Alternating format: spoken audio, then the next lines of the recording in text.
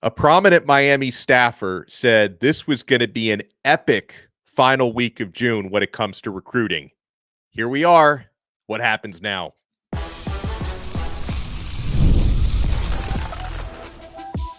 You are Locked On Canes, your daily podcast on the Miami Hurricanes, part of the Locked On Podcast Network, your team every day.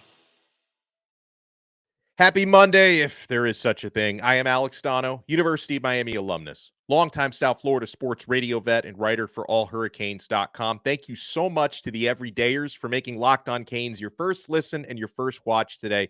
We're available free wherever you get your podcasts. We're free on YouTube. We're part of the Locked On Podcast Network, your team every day. Today's episode is brought to you by FanDuel. Make every moment more. As playoffs wind down, the sports stop sporting like we want them to, but this summer, FanDuel is hooking up all customers with a boost or a bonus daily. That's right. There's something for everyone every day, all summer long. Visit FanDuel.com/lockedon to get started. On this episode with Larry Blustein, who's about to join us, we will discuss Blues scouting reports on some important Miami Hurricanes commitments and prospects. I do want to talk about momentum that's being built with a couple of top defensive backs in the class of 2025, some potential Miami Hurricanes flips.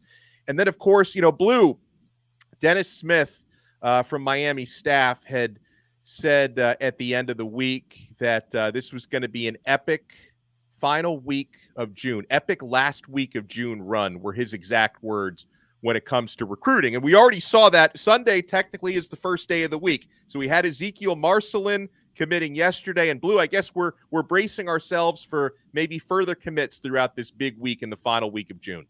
Yeah, well, no doubt. Thanks for having us, Alex. And you take a look at everybody today on that staff is starting a vacation. So whatever's going to be done, I'm sure it's going to be done within the next couple of days. They're scattering all over the place. They only have 3 weeks in July. Some of the coaches, we were there on Sunday, talked to basically all the coaches. And what they have to do is at least one coach is in the office every week. So it's kind of like you almost like to have that first week because you don't want to interrupt your July 4th holiday or, towards the end. But they're doing this until the last week of July when they're going to have their barbecue for their prospects like they did last year, while Florida State are going to have their Friday night lights and such. I think that when you take a look at what happened in this 20-day period, Miami really had a lot of kids on campus. They ran a lot of 7-on-7s, prospect camps. Yesterday was a prospect camp. Specialty camps. So they're kind of camped out, and I think all the colleges around the country, because this isn't like before. Last couple of years, the NCAA has put the clamp into, these schools not being able to do anything in July. And so now they kind of forced everything into 1 month and not easy. And it runs the staff ragged because they got to be, you know how it is. They got to be on their best behavior every camp. They can't be sluggish or tired or so because there's always a new group coming in. So that's I think they braced for this week, as you mentioned, starting it off with Marcelin yesterday. And yesterday they had a couple of quarterbacks, 2026 quarterbacks, on campus. Certainly they've got to sign one the next week or so because of the fact that everybody else is. And you want to get that 2026 pitch in. Texas did it with Bell. Obviously, Florida State got their quarterback as well. So Miami had a couple in yesterday, and they've been looking at a few. And we'll see. Get a commitment early off these guys. You're still 2 years away. So, till signing day. So anything could happen. But at least if you get a kid, like they did with the kid Luke Nickel, and get him on board to be, during the 24 year for 25, then you're ahead of the game because as well as I do, I don't care how many quarterbacks you have on your roster. Competition is always paramount. Yeah, absolutely. Now, if we go back to these recent recruiting cycles at Miami, 2023 was the year of the offensive line. Miami grabbed 2 5-stars. 2024 was the year of the D-line. Miami grabbed multiple 5 stars. I think 2025 might be the year of the defensive back, Blue. And, we'll circle back to Amari Wallace, but I want to talk about a couple of possibilities now that are gaining momentum for Miami in recruiting. There's been a lot of chatter for the past 36 hours or so about Mandarin High School in Jacksonville safety Hylton Drake Stubbs. He goes by Drake. He's been a longtime USC verbal commit. There's now a lot of momentum that he will not stick in USC's class. USC's had a lot of prominent decommits lately. Maybe Stubbs is going to follow suit there. There may be some momentum on the Florida side, but there seems to be even more momentum on the Miami side right now for Hylton Stubbs. What are you hearing, and what kind of a player would this be at safety if Miami can grab him? Yeah, he's one of the top 5 to 10 kids in the state for the class, no doubt. We had him ranked. And the thing is he spent more time in Miami than anywhere else. I mean, when you look back at spring, he was like at 2 or 3 events. I ran into him. He had a picture. Me and him, his mom wanted to take a picture together. I communicated with him, saw him up at state last year, saw him at the Rivals camp. Saw him basically everywhere. And I just never thought that he'd be going to USC. And you got to remember this. The USC, UCLA, Oregon deal has changed in such a dramatic way because even though they're on the West Coast, they're not really anymore because a lot of these teams, you look at Oregon's going to play Ohio State, USC is going to play Michigan and Penn State, and also Northwestern and all these other schools. So they're a Big Ten school. So that being on the West Coast flavor really doesn't have that much, leverage as it used to, because now with these new, changes in Stanford and Cal coming into the ACC, it's, you look at these guys and I think that they would much rather stay regional. And somebody like him, I mean, everybody's after Drake, but I just have a strong feeling that he likes it down here. He's very comfortable with a lot of the people. Derek Plask, his former teammates here. Obviously Jamie French had been rumored. He took a visit here as well. So, that would, and what would they get in him? They get a guy, because I know right now they have huge plans for Zaquan Patterson. So if Zaquan comes out of the box as a freshman, Drake's going to be the same way. He'll get here early next year and he'll be in the mix. And within a couple of years, you're going to have some really, really good secondary kids, because right now, even though they have some talent back there's a lot of inexperienced guys. And the thing, as a lot of the people mentioned yesterday, the thing that's going to help that secondary ease in is the front 7 has gotten really, really, really strong, with the addition of all those defensive linemen, as you mentioned, in the last couple of classes. Then linebacker, you look back at Wesley, and then obviously Marinoa, and then Popo had a tremendous last couple of months, Bryant as well. So I think they've got an opportunity to really shore things up, and getting somebody like Hylton in there. I think it's, I just have a good feeling just because he spent so much time here. Usually you don't, if you don't have like an affinity for a program, you wouldn't be spending any time here. Right. Yeah. Well, and he just had his Stubbs official Miami visit this past weekend. Sounds like Miami really made a move for him. So we'll see if the Hurricanes can continue to gain momentum there. Miami also seems to be gaining momentum from a cornerback out of Louisiana, Lance Guidry's backyard, who was an LSU commit who decommitted. We'll talk about Jaboree Antoine when we come back. Folks, we have so much still to get to, and we have the man who is the human encyclopedia. Larry Blustein is with us on this brand new episode of Locked on Canes. You want to keep it locked. It's do or die tonight, my friends. And I will be on FanDuel betting on my Florida Panthers. Florida Panthers minus 113 favorites to hopefully, after losing the last 3 games, closing it out in this winner go home, winner stay home, I guess, for the Panthers tonight against the Edmonton Oilers in Game 7. I love sports. I love them so much. I never want them to stop. But as the playoffs wind down, we get fewer games, and the sports aren't sporting like I want them to. But FanDuel lets me keep the sports going whenever I want. All I have to do is open the app and dream up bets anytime I'm in the mood to do so. And this summer, FanDuel is hooking up all customers with a boost or bonus daily. That's right. There's something for everyone every day all summer long. So head over to FanDuel.com/lockedon and start making the most out of your summer. FanDuel, official sports betting partner of Major League Baseball. Thank you so much for making this episode of Locked On Canes your first listen and your first watch today. Locked On has launched the first ever national sports 24/7 streaming channel on YouTube, and now it's also available on Fire TV in the free Fire TV channels app. It's called Locked On Sports Today, and it's here for you 24/7, covering the top sports story of the day with the local experts of Locked On, plus our national shows covering every league. Find Locked On Sports Today, now available on the free Fire TV channels app. We have the man, the myth, the legend, our boy Blue, Larry Blustein, on with us. So, Blue, another top defensive back that Miami is suddenly regaining a lot of momentum for. He visited earlier this month Jaboree Antoine, who's a 4-star cornerback out of Westgate High School in New Iberia, Louisiana. He was an LSU commit. That's LSU country. He has decommitted from LSU. And the Miami Hurricanes seem to have a lot of momentum there, Blue. And I would imagine Lance Guidry, the Cajun defensive coordinator, probably has a lot to do with that momentum. Also, Dennis Smith is a Louisiana native. Miami has a handful of those on the staff.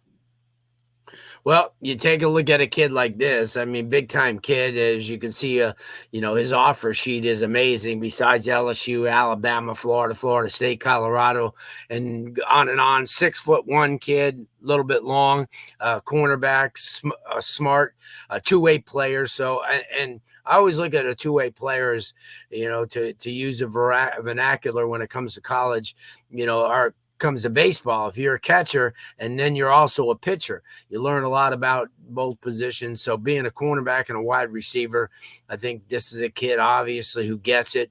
Everybody's been in on him. Like I said, he's very athletic. He's a quick kid. Cover corner, stick in your pocket type of guy. And obviously, it warrants the reason why he was a 4+ star type of kid, because of the fact that every time he came to the field, he brought it. I love to hear that. So hopefully Miami continues to chip away with Jaboree Antoine. Now, Blue, staying on defensive backs. On Thursday is when Chris Ewald Jr. out of Chaminade is scheduled to make his announcement. It's come down between Miami and UGA for him. So anytime Miami versus Georgia, I do not take a competition like that for granted. Georgia has been a gold standard in college football in recent years. Hopefully home is where the heart is for Ewald, who's got a couple of recent teammates on Miami now. You mentioned Zaquan Patterson earlier. Josiah Trader played with him. Do you think Miami could be getting some good news on Thursday night with Chris Ewald? Well, it could be. You remember he originally, when he was a sophomore, and this is a kid that's played 5 years at the varsity level. So, I mean, he's a outstanding football player, originally committed to Michigan back as a 10th grader. And I remarked during the spring that I don't remember anybody getting so big so quickly. And he went through the growth spurt. He got taller. He's already been an outstanding, cover corner. He could play safety. He could do all that. And he's just I thought he was one of the more complete defensive backs in the class on a statewide basis. Top 15 kid in the state, in a state that, has Ben Hanks Jr. and has all these other big time kids, that play in the, in the secondary. And, it could be. I know his dad is very involved in what he does. He coached their 7-on-7 team this past year, so you know what? This and another good get. And as you mentioned, I think, when you feel comfortable, and he played with Zaquan Patterson for 2 years in the same backfield. And then like you said, he knows Josiah and he knows a lot of kids. You got to remember, that Chaminade sent quite a few kids there over the last couple of years with Smith and those other kids too. So I think there's a pipeline built. And you said, there's a lot of leverage when you're a 2-time defending state national champion, like Georgia is, and they've done extremely well with their defensive secondary. And I would like to see him stay home. I don't know for sure, but it's a big time kid, and you know what, when I had Gerard Pringle on the radio show last week, and it was one of these things, and I sent you the text. I shouted you out on the air, by the way. I shouted you out.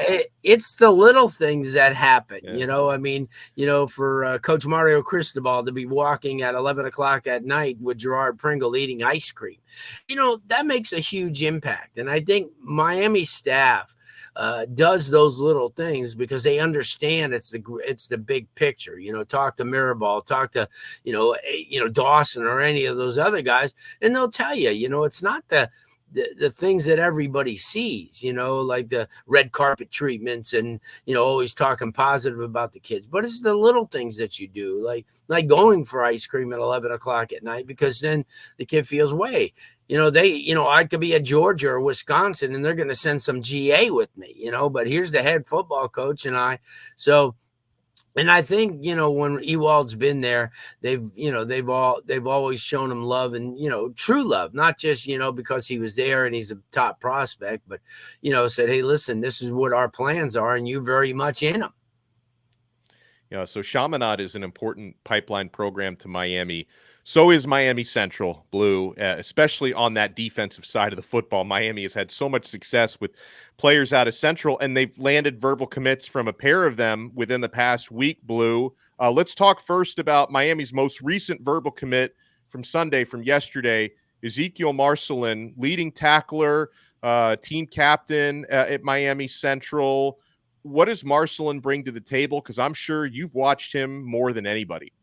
Well, I've watched him a lot. When he was in ninth grade, remember, he started in the state championship game for Central against Merritt Island. Pretty darn good on a team that was nationally rated, one of the top 5 teams in the country. And not only that, he's a very intelligent kid.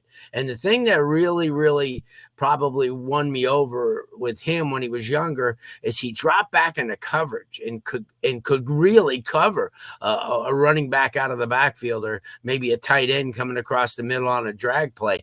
I mean, this is a kid that really, really gets it. Going to be a great teammate. And the thing that I, been doing this so long, I don't go on what people rank people because they never really see him. But he's, you look on 3 or 24/7 or Rivals, he's really low. And I'm thinking, what are people watching? I mean, this is a kid who's playing at a high level for one of the top 10 teams in the country and getting it done year after year. And I think that's where it came down to like Nicholson and Guidry and people like that, taking a look at the kid and saying, hey, wait a minute. I don't care about what he's ranked. Look what he could do. And, and you talk to Wes Bassant and you talk to a lot of those guys and, you talk to Jude Joseph or you talk to Roland Smith, about it. And you remember Roland's the one that started him against Merritt Island that year. So, you have an opportunity this is what scouting is about. This is what recruiting is about.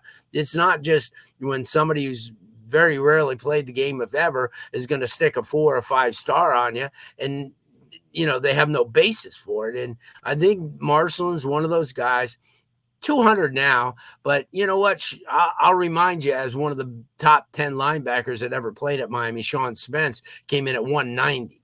So, and this kid reminds me of Sean in the fact that he's very athletic. He's one of those linebackers that plays like a safety, has a mentality of a safety. I love him. I mean, I love him as a person, a great kid. We've had him on the show a couple of times, well-spoken, very intelligent kid, great family. And, he gets it. And that's the thing. If you look at the common denominator of Miami's recruits, especially local, it's always been the family interest. Ray Joseph's family, Edison through and through. He stayed there. His brother's still there, when they could have all left. That's what Miami's looking for, guys that are not going to quit when things are against them. And they certainly, in Marcelin, he's going to get on there. And I think people are going to be really amazed at how well, he's a great tackler. And as you mentioned, he led the team in tackles, but at the same time, look at how many batted passes he has. And, and ironically, Central has an incoming freshman that is of the same mold. the kid Harris, and he's an outstanding football player. And and that's what they do over there. They get those kids, they groom them, and they become pretty well respected. Not just at that position, but almost any other position, like a Randy Adarica, who gets no pub at all. And I think that kid's a big time kid. And if you remember back when he played alongside of Blunt, it was always him that would step up and make the plays. So yeah, Marcelin is one of those guys that I think Miami's going to look really, really good for taking him.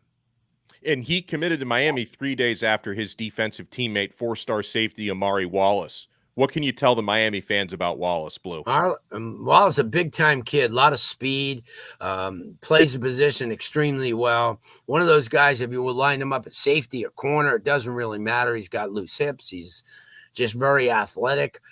He plays with a purpose. He'll come up on you and knock you loose, and but at the same time he could get into your hips and play you stride for stride. So yeah, I mean, there's no brainer. He was recruited by everybody. Again, I don't go by when people have them ranked, because people don't get a chance to see. They'll watch a kid in t-shirt and shorts and make their definitive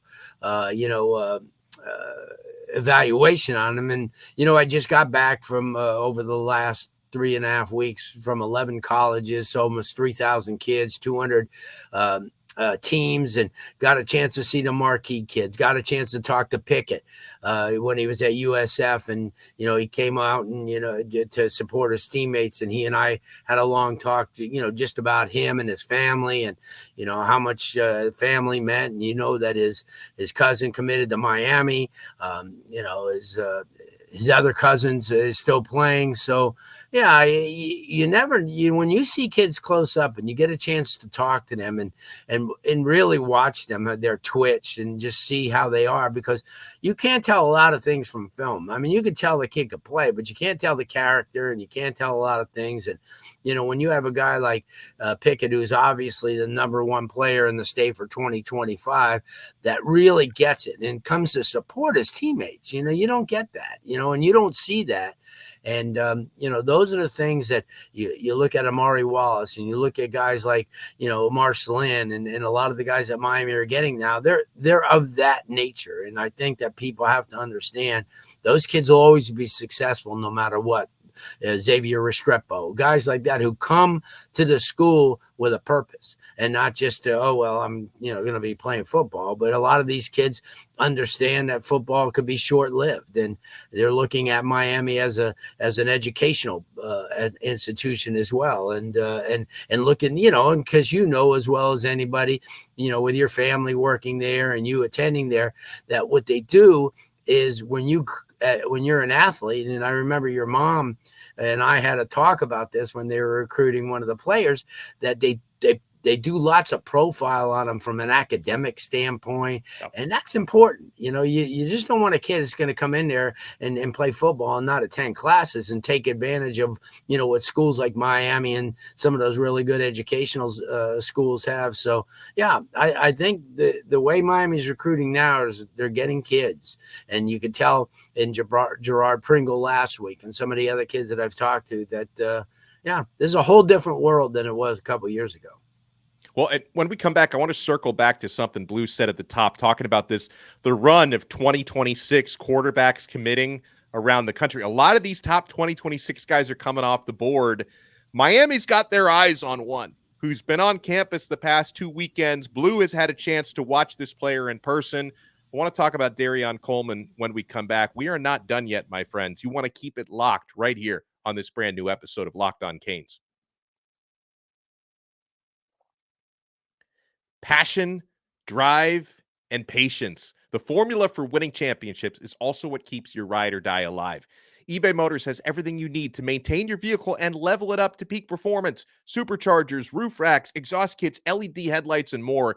Whether you're into speed, power, or style, eBay Motors has you covered. With over 122 million parts for your #1 ride or die, you will always find exactly what you're looking for. And with eBay Guaranteed Fit, your part is guaranteed to fit your ride every time or your money back. Because with eBay Motors, you're burning rubber, not cash. With all the parts you need at the prices you want, it's easy to make your car the MVP and bring home huge wins. Keep your ride or die alive at ebaymotors.com. Eligible items only. Exclusions apply. eBay Guaranteed Fit is only available to U.S. customers. Got our boy Blue with us, Larry Blustein, on this brand new episode of Lockon Kane. So, Blue, I want, I know, again, sometimes people like, why are we talking 2026 recruiting now? It's important to lock down your quarterbacks early because the quarterbacks tend to come off the board first. What can you tell me about Dereon Coleman, who has spent a lot of time at Miami these last couple of weekends? Well, here's a kid that came in last year and at Orlando Jones, and he immediately won the job over somebody who had been there. What he represents, and there's schemes, in offense, and what Miami's doing now, especially with a mobile quarterback this year and Ward, this is a lot like him. And, maybe 2 years ago, he may not have fit the offense that Miami runs. But what he does is not only has an outstanding arm and sees the field, but he also extends the plays because he can run. And that's why, Oklahoma definitely and Coach Luttrell were on him. I know that Joe John Finley also, two guys that been on him as well. And then you have Arkansas and programs like that. But I think what he does is he fits Miami's future. And, whether Dawson moves on, and I think Miami stays with this type of offense because this is more acclimated to what they, went and recruited. This kid's just a competitor, and I've got a chance to watch him 5 times during this offseason. He's played in a lot of 7-on-7 events. Yeah, so I'm at three different 7-on-7 events. Had a chance to talk to his father, up at Tampa, and we talked a little bit about the process, and then yesterday, you hear how people are looking at him and the kid Michael Clayton from Sanford Seminole, who is there. And obviously Michael Clayton looks the part at 6'3", 200-something pounds, and he's great. He's a great quarterback. But I think Dereon Coleman fits what Miami's doing now.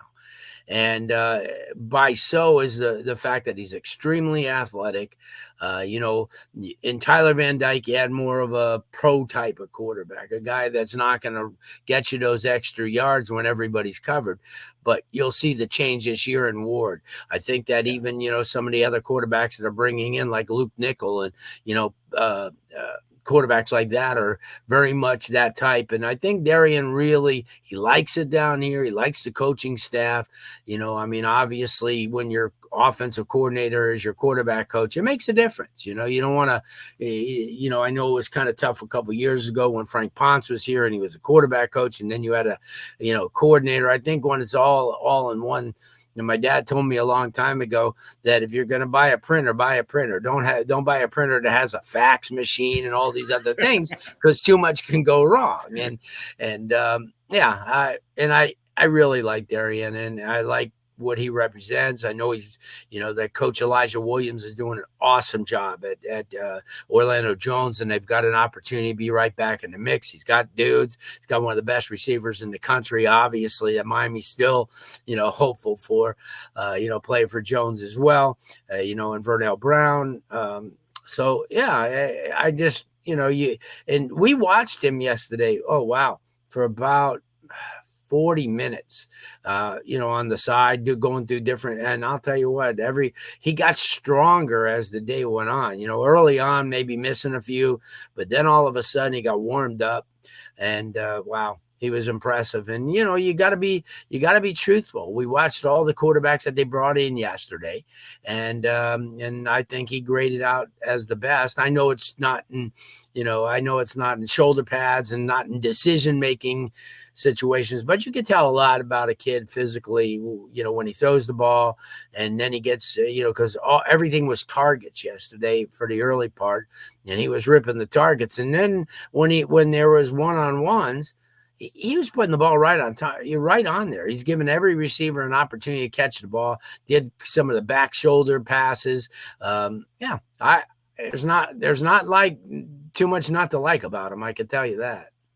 I love that. I always learn something when Larry Blustein is on, and his radio show is the most informative show in the area, bar none. Tell people what they can expect, Blue, from you, including I'm going to be joining you tomorrow. Yes, you so are. I definitely want to plug this. You're the marquee guest this week. Coach Huff from Marshall is going to join us, head coach, and has done a great job. And as you know, every week we have a new, a head coach on that recruits the state of Florida, and they, especially in South Florida, and they get an opportunity because, as you know, the NCAA still doesn't let the football coaches, the head coaches, out during spring. So this is their opportunity to kind of, tell everybody, and especially because he has one of his running back coach made a mark down here in Telly Lockett. Telly's a tremendous recruiter and an opportunity. They have 13 kids in the state of Florida, like a handful from South Florida. So we have him. We'll talk to a couple of high school coaches, Rocco Casulo from Coral Glades, and also we're going to be talking to Pierre Sinatus from South Ridge. And the great thing is this time of year, all these kids throughout the month of June took trips. I mean, a lot of these caravans to like the Midwest or throughout the East, and this gives them an opportunity. We'll talk to those coaches. They took kids around, they were at Wisconsin, they were at Michigan. I know Cardinal Gibbons took a huge trip, 11 schools, 11 days. And we got that. And then we'll wrap up a little FSU. Chris Nee from 24/7 will join us, and also USF as well. And well-rounded show every week. Summers are fun because we get a chance to kind of freelance and get a lot of different people. And so the next 5-6 weeks are going to be great. I hear summers are so much fun. And I know you agree with this, that anytime people are like, oh, what, like, if they know what I do for a living, they're like, oh, well, what do you talk about during the off season? I'm like, off season. There's always something going on. Yeah. Much busier this time of year, and that's the one thing I've told people, like from August until December, a lot of games every week, but it's every week. It's not during Monday through Friday, so, exactly. And now, as you and I are talking here on a Monday, look at everything that's going to be transpiring in the next couple of days. Yeah, it's great stuff as always. Larry Blustein, always a pleasure to talk with our boy Blue. Guys, make sure if you're watching us on YouTube, smash that like button, subscribe. If you listen to the audio version, I highly recommend it. You can take us with you everywhere. Make sure you subscribe on Apple Podcasts, Spotify, wherever you get your pods. We'll talk to you again tomorrow on another episode of Locked On Canes. We are part of the awesome Locked On Podcast Network, your team every day.